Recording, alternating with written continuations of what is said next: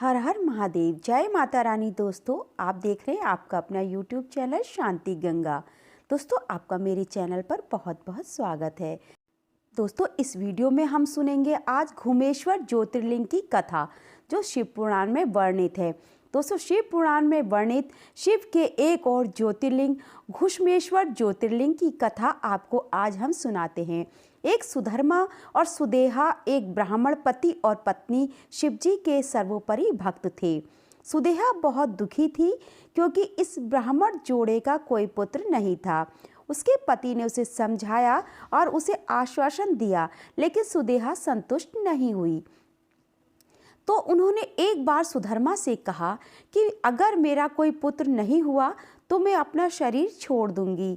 तब सुधर्मा ने शिवजी को याद करते हुए 2 फूल जमीन पर रख दिए। सुदेहा को एक फूल लेने को कहा गया तो सुदेहा ने एक फूल उठाया। सुधर्मा ब्राह्मण कहने लगे, सुदेहा, जो कुछ भी भगवान द्वारा बनाया जाना है वह ही होगा, लेकिन हमारे भाग्य में पुत्र नहीं है, इसलिए अब आपको और मुझे शिव की पूजा करनी चाहिए। सुदेहा अपने पति के वचनों से संतुष्ट नहीं थी।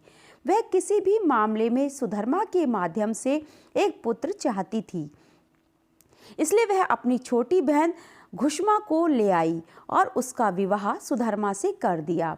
वह घुश्मा भी शिव की भक्त थी, इसलिए उसने प्रतिदिन शिव जी के 100 पार्थिव शरीर बनाए और उनकी पूजा की। इस प्रकार भगवान भोलेनाथ प्रसन्न हुए और उनकी कृपा से घुश्मा को एक पुत्र रत्न प्राप्त हुआ। जैसे जैसे पुत्र बड़ा होता गया, घुश्मा ने उसका विवाह कर दिया। पुत्रवधू घर आई तो सुदेहा ईर्ष्या की आग में जलने लगी, क्योंकि अब घुश्मा का सम्मान पहले से कहीं अधिक बढ़ गया था। इस प्रकार ईर्ष्या से सुदेहा अघटित कार्य करने के लिए तैयार हुई। इसलिए एक रात जब सब सो रहे थे, तब सुदेहा ने घुश्मा का पुत्र जिस स्थान पर वह सो रहा था वहां जाकर उसने तलवार से उसके टुकड़े कर दिए और उन टुकड़ों को इकट्ठा करके घुश्मा जिस सरोवर में शिवलिंग अर्पित करती वहां जाकर फेंक दिए और घर में आकर चुपचाप सो गई। सुबह जब घुश्मा की पुत्रवधू उठी तो उसने अपने पति को बिस्तर पर नहीं देखा और उसका बिस्तर खून से लथपथ था।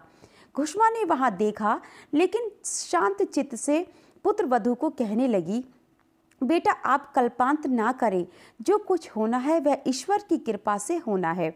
इस प्रकार बहू को सांत्वना दी।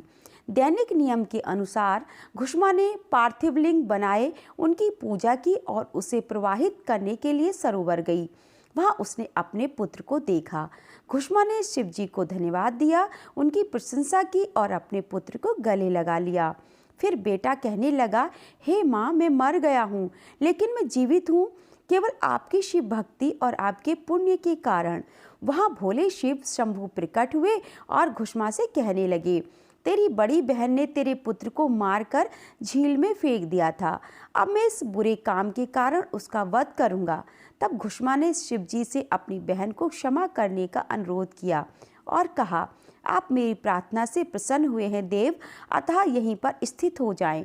शिवजी ने घुश्मा की प्रार्थना स्वीकार कर ली और घुश्मेश्वर ज्योतिर्लिंग के नाम से प्रसिद्ध हुए। तो दोस्तों, ये थी घुश्मेश्वर ज्योतिर्लिंग की कथा जो आपने शिव पुराण में सुनी थी होगी, या फिर आपको मैं बता दूं कि ये शिव पुराण में वर्णित है। और घुश्मेश्वर शिवलिंग की कथा आपने क्या पहले से सुन रखी थी?